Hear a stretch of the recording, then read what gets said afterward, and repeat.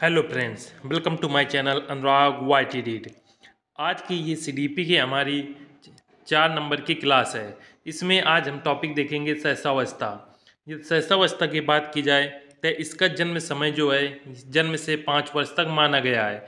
कुछ मनोवैज्ञानिक इसका जन्म समय जन्म से लेकर 6 वर्ष तक भी मानते हैं। इसके प्रमुख उपनाम हैं जो कि बहुत इंपॉर्टेंट है और प्रमुख एग्जाम में पूछे जाते हैं। जैसे जीवन का सबसे महत्वपूर्ण काल। जीवन का यह सबसे महत्वपूर्ण काल पूछा जाए किसे कहते हैं तो आपका सही ऑप्शन जाएगा सहसावस्था। दूसरा पॉइंट है सीखने का आदर्श काल। सीखने का आदर्श काल ये वेलेंटाइन वेलेंटाइन महोदय ने सीखने के आदर्श काल को सहसावस्था का समय कहा है। नेक्स्ट है खिलौने की आयु। सहसावस्था को खिलौने की आयु भी कहते हैं। भावी जीवन की आधारशिला। सहसावस्था को भावी जीवन की आधारशिला भी कहते हैं। नेक्स्ट है अतार्किक चिंतन की अवस्था। सहसावस्था में बालक अतार्किक चिंतन करता है, यानी कोई भी तर्कपूर्ण चिंतन नहीं करता। जो भी सोचता है वो मन ही मन अंदर सोचता रहता है और विभिन्न सवाल अपने आप ही वो पूछता रहता है। सहसावस्था की विशेषताएं। ये सहसावस्था की विशेषताएं की बात की जाए तो पहला पॉइंट है सहसावस्था में बालक के शारीरिक व मानसिक विकास में तीव्रता होती है। अर्थात सहसावस्था के समय बालक में जो शिशु होता है उसकी शारीरिक वृद्धि बहुत तीव्र गति से होती है तथा मानसिक वृद्धि भी तीव्र गति से होती है। नेक्स्ट पॉइंट है सीखने की प्रक्रिया में तीव्रता। जो शिशु होते हैं वो बहुत ही जल्दी सीखते हैं। कोई भी चीज़ आप उन्हें दे दीजिए वो तुरंत उसको तुरंत दोहरा देंगे या वो चीज़ को तुरंत वो कार्य कर देते हैं। नेक्स्ट पॉइंट है कल्पना जगत में विचरण। सहसावस्था में जो बालक होते हैं वो कल्पना जगत में घूमते रहते हैं, मतलब अपने ही विचारों में वो घूमते रहते हैं। नेक्स्ट है मूल प्रवर्तनात्मक व्यवहार।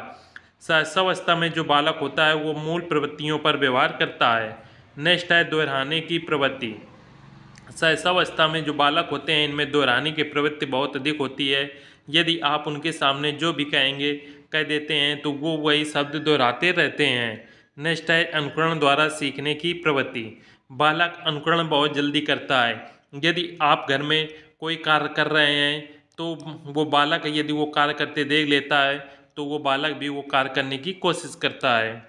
नेक्स्ट है संवेगों का प्रदर्शन क्षणिक रूप से होता है।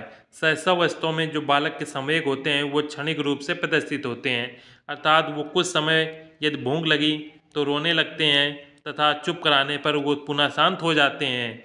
या कोई चीज़ उन्हें कोई समस्या होती है तो तुरंत वो अपने रोने के संवेग से वो चीज़ प्रदर्शित करते हैं तथा तो और शांत कराने पे वो फिर से शांत हो जाएंगे। संवेग का जो प्रदर्शन होता है वो बहुत ही क्षणिक होता है। नेक्स्ट है नैतिक भावना का अभाव। सहसावस्था में बालक के नैतिक भावना का अभाव रहता है। नेक्स्ट है स्वयं केंद्रित बालक। नेक्स्ट पॉइंट है काम प्रवृत्ति। सहसावस्था में काम प्रवृत्ति पाई जाती है और ये काम प्रवृत्ति जो है ये सिगमंड फ्रायड ने इसे दिया है। नेक्स्ट है दूसरों पर निर्भरता। सहसावस्था में जो बालक होते हैं वो दूसरों पर निर्भर होते हैं। यदि उन्हें खाना चाहिए तो रोकर बताते हैं, यदि पानी पीना है तो भी रोते हैं। अर्थात जो भी क्रियाकलाप होते हैं वो सभी दूसरों के द्वारा ही वो करते हैं। नेक्स्ट है आत्म प्रेम की भावना अधिक होती है। बच्चे में आत्म प्रेम की भावना अधिक होगी। नेक्स्ट है दूसरे शिशुओं के प्रति रुचि अधिक होती है, परंतु विषम लिंगी समूह का निर्माण होता है। अर्थात जो सहसावस्था बालक होते हैं ये दूसरे छोटे बच्चों को देख लेंगे तो उनकी ओर आकर्षित होने लगते हैं। नेक्स्ट है जिज्ञासा की प्रवृत्ति। सहसावस्था के जो बालक होते हैं इनके अंदर जिज्ञासा की प्रवृत्ति बहुत अधिक होती है। छोटे बच्चों को यदि आप देखेंगे तो आप छोटे बच्चे बहुत सारे प्रश्न करते हैं कि ये क्यों है, ये कैसे है, इसका रंग इस प्रकार से क्यों है। नेक्स्ट है अकेले व साथ खेलने की प्रवृत्ति होती है। सहसावस्था में जो बालक होगा वो अकेले यदि साथ में कोई खेलने वाला नहीं होगा तो वो अकेले ही अपने खिलौनों के साथ खेलता रहता है और यदि उसके कोई साथी होंगे तो उनके साथ भी वो खेलता है। नेक्स्ट है स्वार्थी व स्वकेंद्रित बालक होता है। नेक्स्ट है अपनी संवेदनाओं व शारीरिक क्रियाओं के माध्यम से वो सीखता है। नेक्स्ट पॉइंट है सामाजिक भावना का उसमें अभाव होता है। नेक्स्ट पॉइंट है सहसावस्था की परिभाषाएं। सहसावस्था की जो परिभाषाएं हैं ये विभिन्न एग्जाम में हर बार पूछी जाती हैं। जैसे पहली परिभाषा दी है जे न्यूमैन के अनुसार, 5 साल तक की अवस्था शरीर व मस्तिष्क के लिए सर्वाधिक ग्रहणशील होती है। नेक्स्ट परिभाषा है फ्रायड के अनुसार। फ्रायड महोदय कहते हैं कि बालक को जो कुछ भी बनना होता है वो प्रथम 5 वर्षों में बन जाता है। नेक्स्ट परिभाषा है एडलर के अनुसार, जन्म के कुछ माह बाद ही निश्चित किया जा सकता है कि भावी जीवन में बालक का क्या स्थान होगा। नेक्स्ट परिभाषा है स्टैंग के अनुसार, जीवन के प्रथम 2 वर्षों में बालक अपनी भावी जीवन का शिलान्यास करता है। नेक्स्ट परिभाषा है गुडनेप के अनुसार, बालक का जितना भी मानसिक विकास होता है उसका आधा प्रथम वर्षों में हो जाता है। ये सभी परिभाषाएं आप अपनी कॉपी में नोट कर लें तथा प्रतिदिन इनका अभ्यास करें। नेक्स्ट है वैलेंटाइन के अनुसार, सहसावस्था सीखने का आदर्श काल है। ये परिभाषा दी है वैलेंटाइन ने।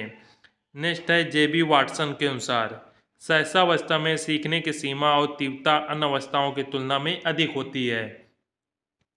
नेक्स्ट एक परिभाषा है क्रो एंड क्रो के अनुसार। क्रो एंड क्रो के अनुसार, क्रो एंड क्रो ने कहा है कि 20वीं सदी बालक की शताब्दी है। इस परिभाषा को ध्यान रखें, इंपॉर्टेंट परिभाषा है कि 20वीं शताब्दी बालक की शताब्दी है। नेक्स्ट पॉइंट है, सहसावस्था में यदि बालक के शिक्षा का स्वरूप की बात की जाए तो बालक को सीखने के लिए उचित वातावरण की व्यवस्था करना चाहिए, उचित व्यवहार एवं जिज्ञासा के संतुष्ट के अवसर उपलब्ध कराए जाएं। नेक्स्ट है वास्तविकता का ज्ञान कराएं तथा आत्म प्रदर्शन के अवसर दें। नेक्स्ट पॉइंट है सामाजिक भावना का विकास करें। नेक्स्ट है अच्छी आदतों का निर्माण करें। डाइडेनन के अनुसार, पहले हम हमारी आदतों का निर्माण करते हैं और उसके बाद आदतें हमारा निर्माण करती हैं। ये परिभाषा दी है डाइडेनन के अनुसार। नेक्स्ट है करके सीखने पर सर्वाधिक बल देना चाहिए। सहसावस्था में जो बालक होते हैं इन्हें कोई भी कार्य स्वयं करने देना चाहिए और तभी वो उसे अच्छी तरीके से सीख पाएंगे। नेक्स्ट है ज्ञानेंद्रियों व कर्मेंद्रियों पर आधारित शिक्षा प्रदान की जाए। रूसो के अनुसार, बालक के हाथ पैर नेत्र उसके प्रारंभिक शिक्षक हैं और इन्हीं के द्वारा वह प्रथम 5 वर्षों में पहचानना और याद करना सीखता है। ये परिभाषा दी है रूसो ने। नेक्स्ट है कहानी विधि व खेल विधि पर आधारित शिक्षा प्रदान की जाए। नेक्स्ट है रंगीन और सचित्र दृश्य श्रव्य सामग्री का शिक्षण हेतु प्रयोग करें। छोटे बालकों के लिए जितने आप रंगीन और चित्र वाले वस्तुओं का आप प्रयोग करेंगे उतने जल्दी बच्चे सीखते हैं। नेक्स्ट पॉइंट है, यदि सहसावस्था में शारीरिक विकास, सहसावस्था में शारीरिक विकास किस प्रकार से होता है।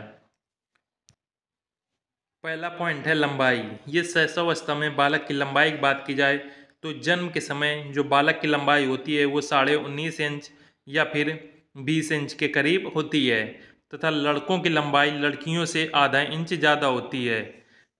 यदि वजन की बात की जाए, जन्म के समय शिशु का वजन लगभग 7 से 8 पाउंड होता है।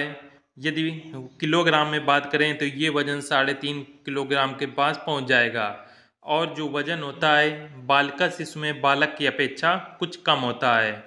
नेक्स्ट पॉइंट है मस्तिष्क। जन्म के समय जो मस्तिष्क का वजन होता है वो 350 ग्राम होता है तथा जन्म के समय मस्तिष्क तथा पूरे शरीर का जो अनुपात होता है वो 1:4 हो जाता है। नेक्स्ट है मांसपेशियाँ। जन्म के समय मांसपेशियाँ पूरे शरीर में 23% से 25% तक होती हैं तथा सहसावस्था के उत्तर काल तक मांसपेशियाँ जो होती हैं ये 27 से 28% हो जाती हैं। नेक्स्ट पॉइंट है हड्डियाँ। यदि हड्डियों की बात की जाए कि सहसावस्था में हड्डियाँ कितनी होती हैं तो जन्म के समय जो हड्डियों की संख्या होती है ये 270 होती है तथा हड्डियों का दृढ़ीकरण पहले लड़कियों में होता है। और हड्डियों की बात की जाए तो सहसावस्था में हड्डियों की संख्या रहती है 270 और सहसावस्था के बाद जब ये बाल्यावस्था में पहुँचे हैं तो हड्डियों की संख्या हो जाती है 350। बाल्यावस्था के बाद जब ये किशोरावस्था में पहुँच जाएंगे तो इनकी हड्डियों की संख्या हो जाएगी 206।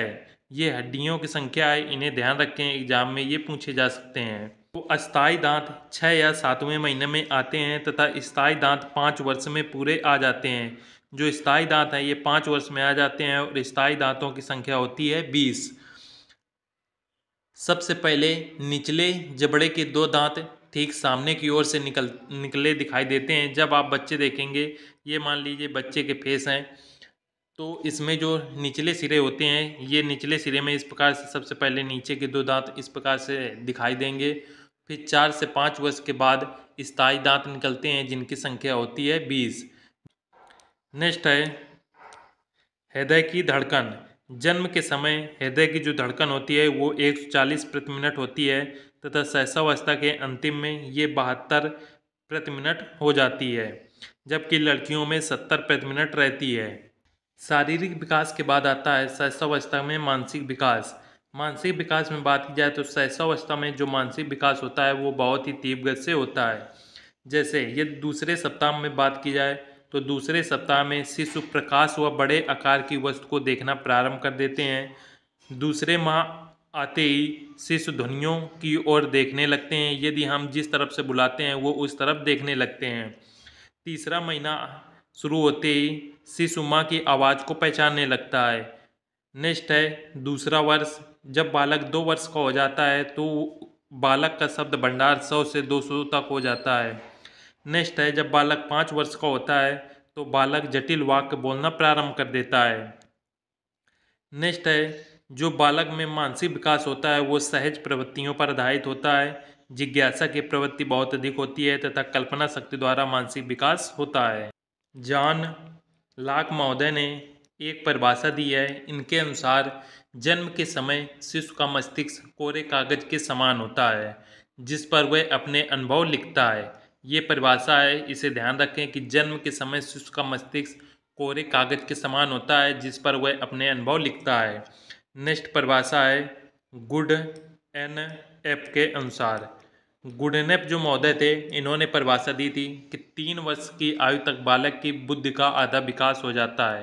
कि जब बालक 3 वर्ष का होता है, 3 वर्ष की आयु तक बालक की बुद्धि का आधा विकास हो जाता है। नेक्स्ट परिभाषा है फ्रायड महोदय के अनुसार। फ्रायड महोदय ने परिभाषा दी थी कि लगभग 5 वर्ष की आयु तक बालक को जो बनना होता है वो बन जाता है। 5 वर्ष की आयु तक बालक को जो कुछ बनना है वो बन जाता है।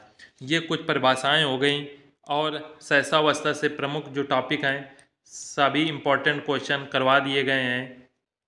वीडियो यहीं पे समाप्त करते हैं। मिलते हैं नेक्स्ट वीडियो में। जय हिंद।